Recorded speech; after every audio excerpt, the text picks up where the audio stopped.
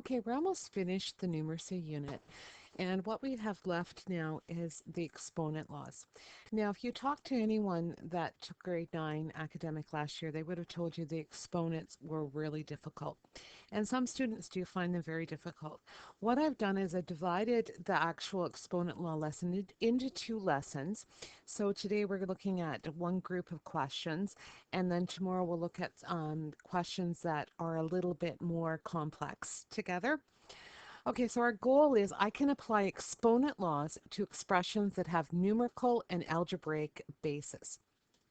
So again, exponents is something that you would have studied in elementary school, and you would have looked at the exponent laws. So we're going to review this again and see how we make out with them.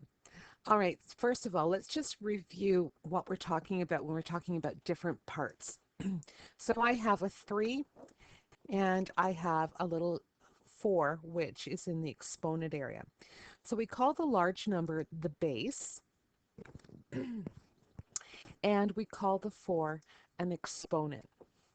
And the way we read this is two different ways. We could say it's 3 to the exponent of 4, or we could say 3 to the power of 4. Okay, and it depends. I'll use those interchangeably myself, depending on what kind of question I'm looking at. Now, the whole process of exponent laws, it's just a short way of doing repeated multiplication. So for instance, if I have 3 to the power of 4, such as I just said here, what that means is it's repeating the number 3, multiplying by itself 4 times. So it would be 3 times 3 times 3 times 3. So in a sense, instead of having to write out 4 threes, I only have to write out one of them to the power of 4. The same is true if I work backwards. Here, my base would be 2.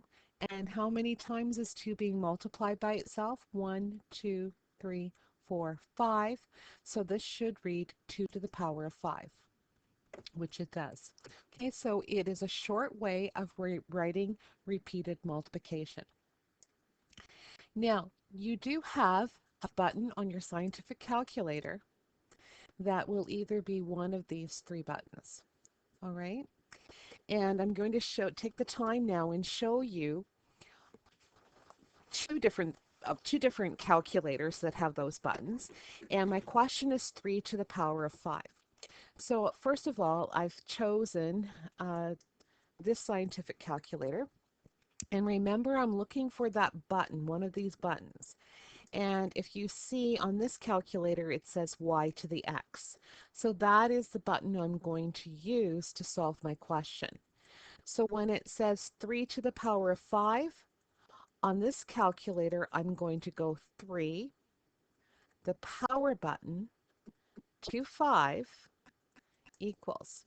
And it tells me it's 243. So using that type of calculator, that's what I would do. Now, if I had my graphing calculator, almost the same kind of thing, except the power button on a graphing calculator is what they call a caret sign. So it's like an upside down hat. Okay, so I'm going to go back to this page. So it looks like this. So the calculator I did from the web was y to the power of x. Okay, your calculator could have any one of these three. And my graphing calculator uses this caret button, the upside down hat. So again, I'm going to go 3 to the power of 5. So if you notice this type of calculator, it continues to show what I've typed in. I kind of like those calculators because that way I can see whether I've entered something correctly or not. And again, I get 243. So you get the same answer no matter which calculator you use, but you need to know where those buttons are, where one of those buttons is on your calculator. So we said that our answer was 243. So that's something that you should practice on your calculator. Make sure you know how to work it. All right, so as I said, we're doing exponent laws. Now, there are 5 laws. There's actually more than 5 laws, but we're responsible for 5 of them this year. And the first thing, the way the laws work, most of them, is you need to have the bases must be the same.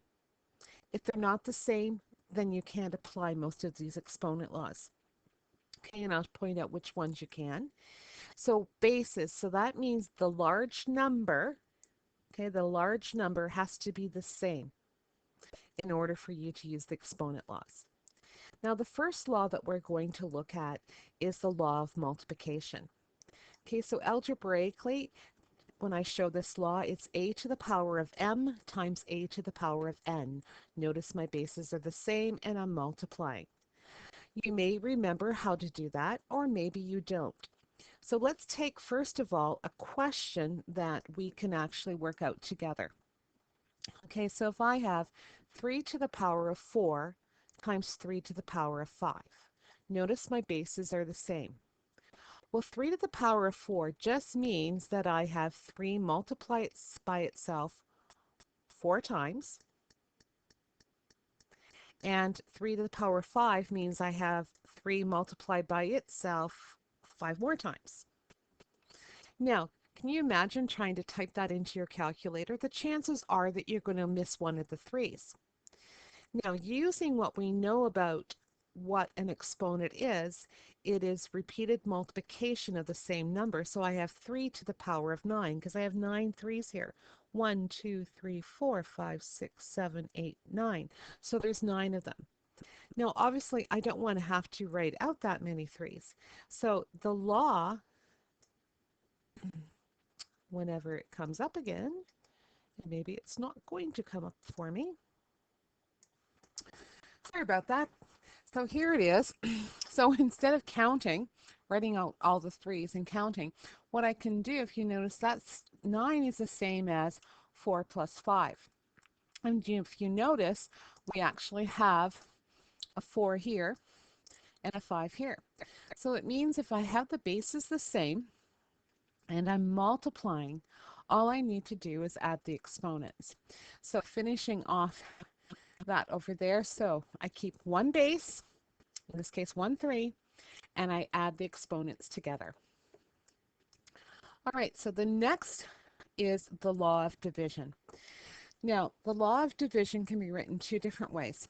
One, I could literally go with my bases the same, using a dividing sign, or I can write it that appears to be like a fraction, but it's not. Remember, I told you that horizontal line also means dividing as well.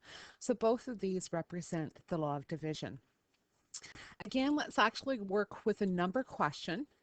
So we're going to keep with the 3's. We're going to go 3 to the 4 divided by 3 squared. Now the same thing is going to be true. I'm going to actually write out 3 4 times on the top, because that's what that translates into. And 3 squared obviously is 3 times 3. Now when I do this, and I'm not sure if you remember doing this in grade 8 or not, so these can cancel out, they cancel out, and I am left with 2 3's left, which is the same as 3 squared. Now again, what happens is I don't want to have to write out all those 3's. So if you look a little bit closer at the relationship between the powers there, and you would see, again, that's not going to work for me. We end up having, isn't that something? It's there. There it is. I keep the base of 3, and I take the powers, which is 4 and 2, and I subtract them. Okay, so 1, 3, I take the powers and I subtract them.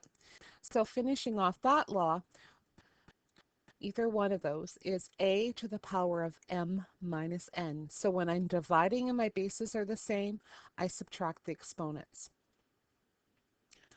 All right, so now let's look at the law of powers. So I'm just going to bring up the screen and just cover up law number 4 until we get there. Okay, when we look at the next law, it is a power to another power. So let's start with something again. So let's start with 3 squared, all of that to the power of 3. So using what I know, that's the same as 3 squared times 3 squared times 3 squared. So that's what it means. It means to the power of 3, it means I'm going to take that base and multiply it by itself 3 times. Now we've already talked about when bases are the same and I'm multiplying, that all I have to do is add the exponents. So 2 plus 2 plus 2 would be 3 to the power of 6. Now again, I don't want to have to write out everything here. So again, if we take a look at that, and if I look at my exponents, what I do with them is I multiply them. So that 2 and the 3, I'm going to multiply it 2 times 3, so I get 3 to the 6. So when I have a power to a power, I'm going to keep the base and I'm going to multiply the two powers together.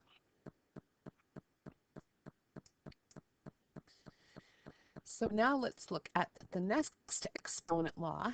And the next one is actually quite easy. However, it doesn't really make a whole lot of sense to our brains. So what it is a to the power of 0. So any base to the power of 0, almost any base. So again, let's take something that we know. So I'm going to take this time, get rid of the 4, so we're 3. So I'm going to do 4 to the power of 3 divided by 4 to the power of 3. Okay, so I'm going to take that as my starting thing, and I'm going to solve it 2 different ways. Well, when I divide, we already know, and my bases are the same, that I just subtract the exponents. Well, 3 take away 3, you know what that is. That's 0.